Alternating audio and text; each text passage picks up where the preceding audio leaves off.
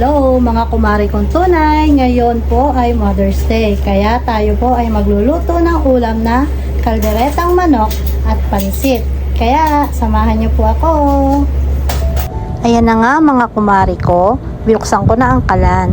Voice over lang tayo ngayon kasi Mother's Day, marami pong tugtog. Yan, maglalagay na tayo ng mantika. At papainitin natin ang ating kawali.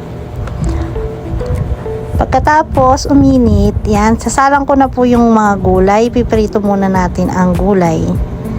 Sabi nila, kapag pinrito daw yan, mas tatagal ang ulam, hindi madaling mapanis. O, ayan o, tingnan nyo o, diba kinakamay ko o, huwag kayong epal, kami lang kakain dyan. Yan, pipirito lang natin. After po natin maprito ang gulay, ay ayan, halu-haluin muna natin para hindi masunog. After po nyon, pagkahalo at alam mo nang luto na, edi hanguin muna. After maluto, ayan, hanguin na po natin. Habang hinahango po natin yan, papalamigin muna dyan konti. At isusunod ko ang bell pepper. Ayan, ipipirito po natin ang bell pepper. Ganon din po, katulad rin po sa gulay, kailangan din po natin prituhin ang bell pepper para hindi din siya madaling mapanis. Alam niyo po ba, natutunan ko po to kay lola ko eh. Pag nagluluto siya sa mga handaan, ganyan po yung mga ginagawa niya. Pipirito niya muna para daw iwas panis sa ulam, pero parang sa tingin ko yung niluluto ko hindi mapapanis. Ayan, okay na po, hanguin na rin po natin dahil luto na ang bell pepper. After naman po nyan ay magigisa po tayo ng bawang. Ayan po, gigisa na po natin ng bawang. Pasensya na po sa bawang, anak ko po naggayat nyan, malalaki. Yan, dinagdagan ko lang po ng konting mantika kasi yung tinalan yung mantika eh, para mabilis maprito yung paggisa, mabilis magpagisa. Yan, mix, halo-halo. O, pag alam nyo naman na po na okay na yung bawang, edi isusunod na po natin ang sibuyas. Yan, halo-halo. Di po ako expert sa pagluluto. Ito po ay cham-cham lang. Kung ano lang po yung pagluto ko, eh, yun lang po. Kung yun na pong ikumpara sa pagluluto nyo, kung ano po ang mauna. Lalagyan ko po siya ng tomato paste. Yan. Kabiling-bili na ni Lola. Ipirito din or igisa din ang tomato paste para mabawasan ng asim ng tomato paste. Yan. O, diba? O, kunwari, cook.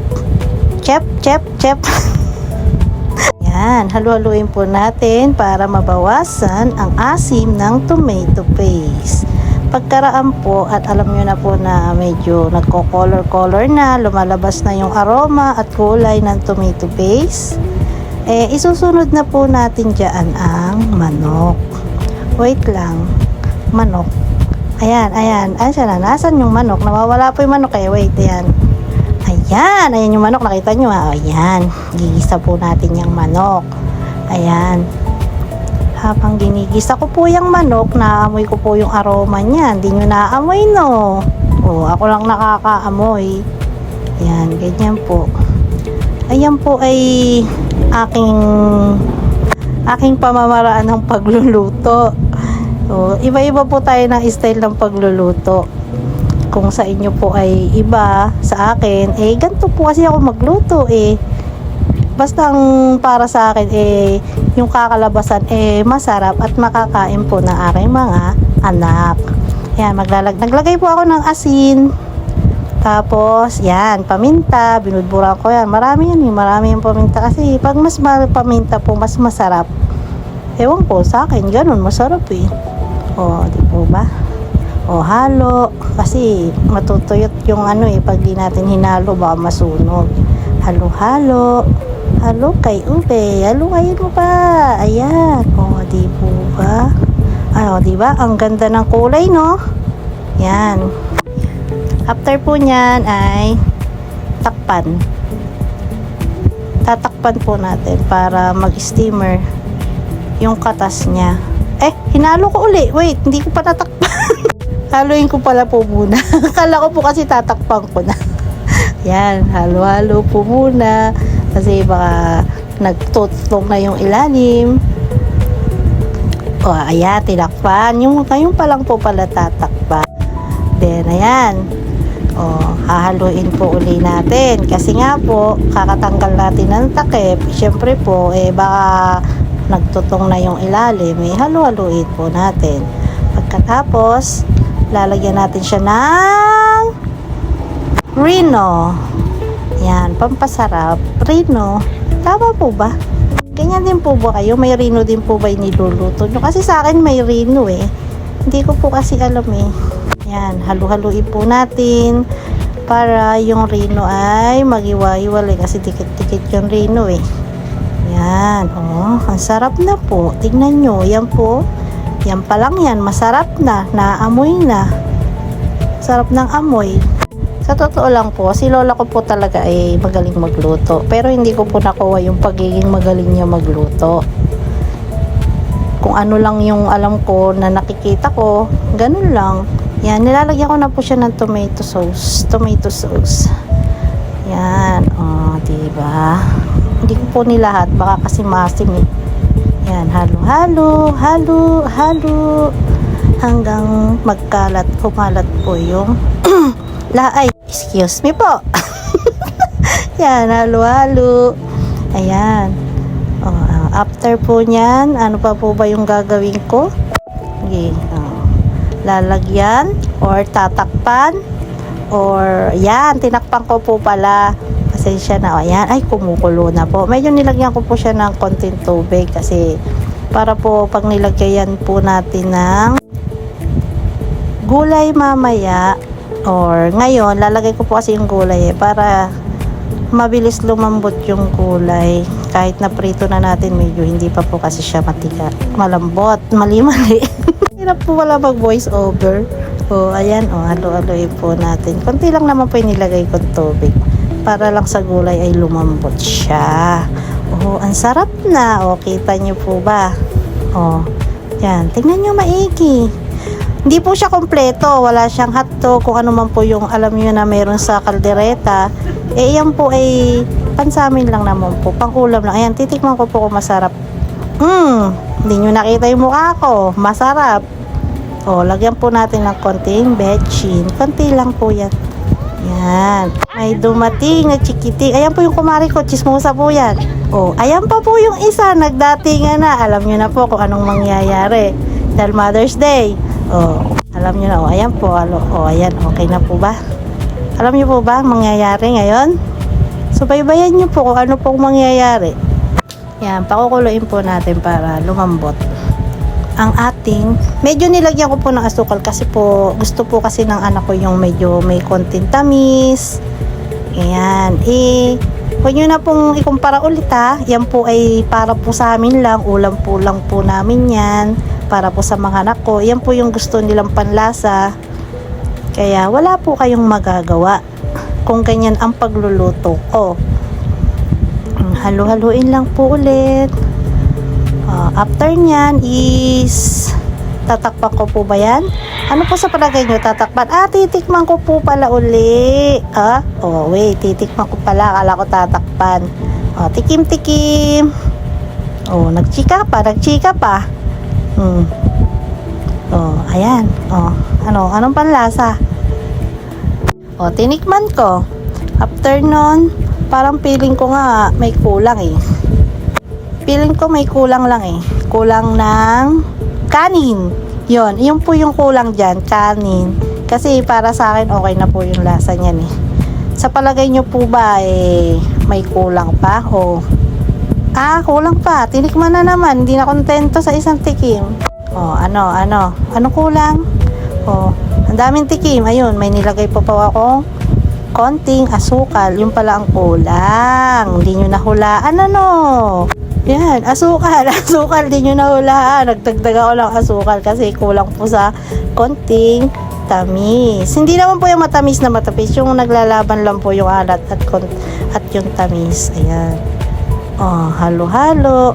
Wag po kayong maselan kung yung kutsara na ginamit ko ay ginamit ko pong pang ano kami naman pong kakain, pamilya ko po kakain, hindi naman po yung panghantaan para sa bayan.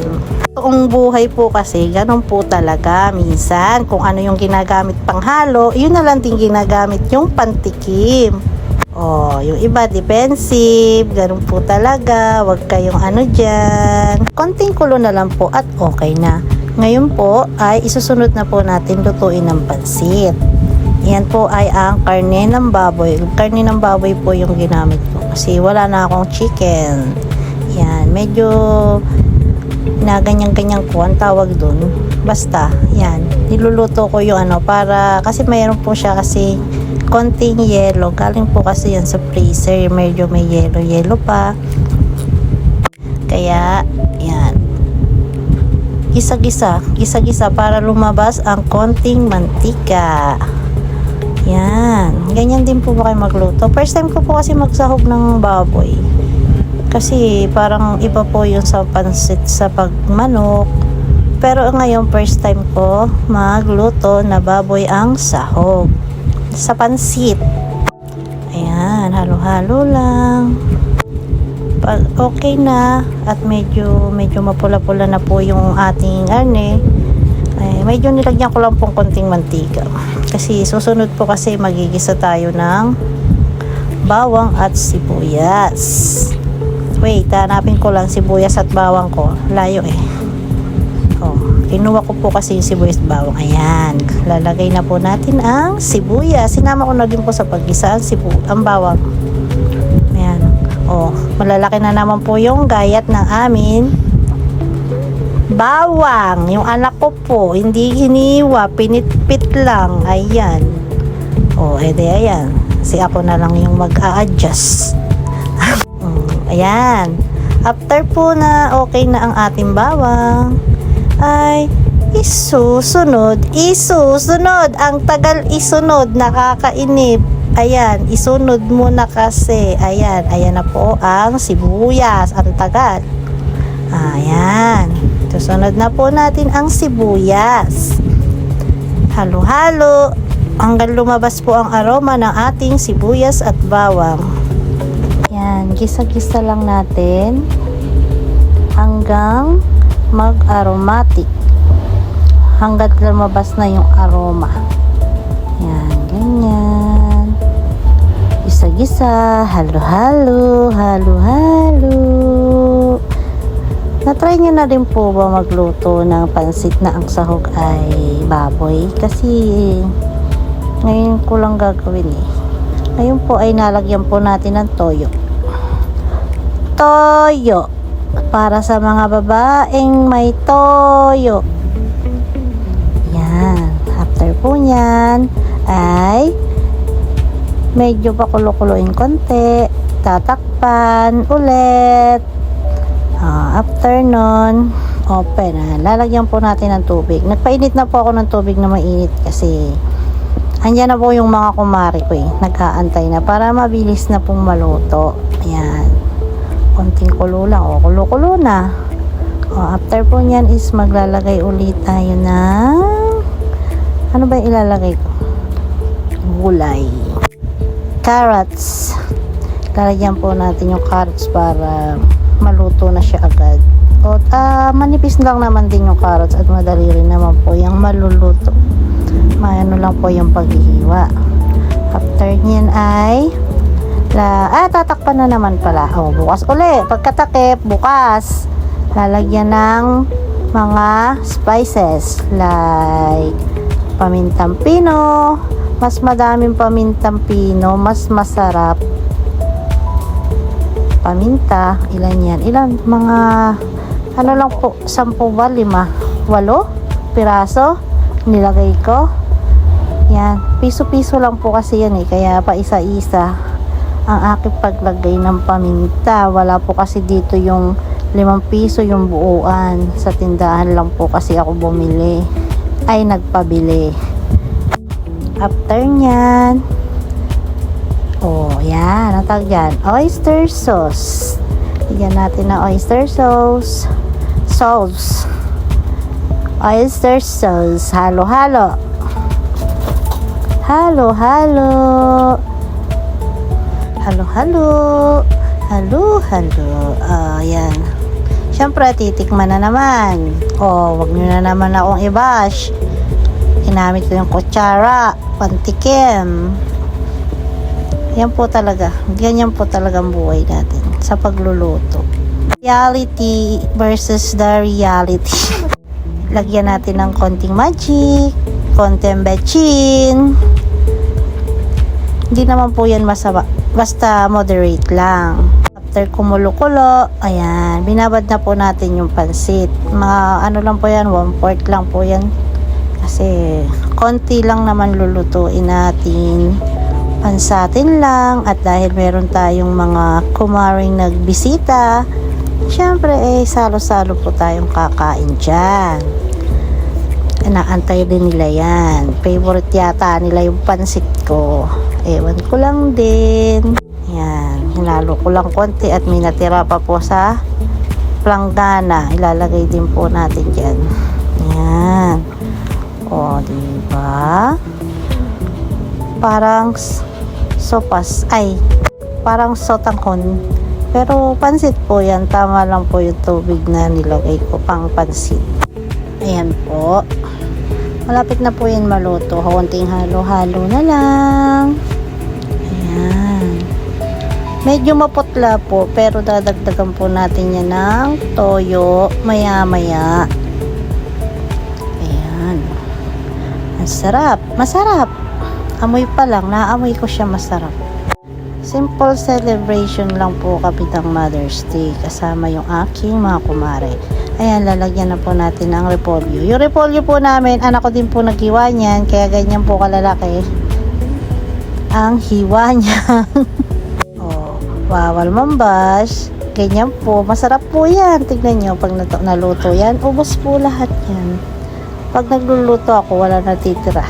Kahit mali ang hiwa ng ating mga gulay, o hindi tama, o mali ang pagkakasunod-sunod kung sibuyas o bawang unang igigisa, nakalabasan pa rin po niyan ay masarap at mauubos ang ating nilutong pansit at kalderetang manok.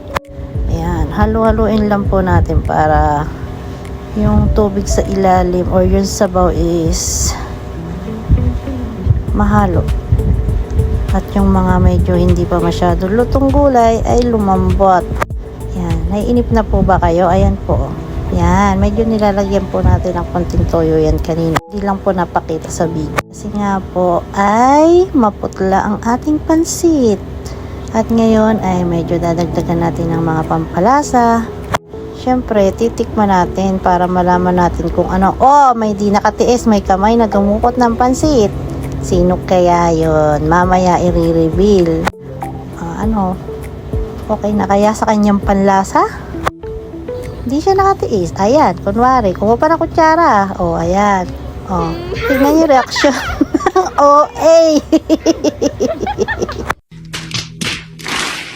Di ba?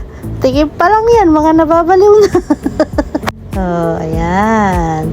Siyempre, konting halo pa. Para sure na tama lahat ang ating pagkaluto, ang gulay, ang pansit. Baka mamaya mayroong pansit na hindi pa masyadong malambot, kaya halo-haloin natin. Yan lamang po mga kumari kong tunay. Please like, share, and subscribe to my YouTube channel para updated kayo sa aking mga vlog. Bye-bye! God bless!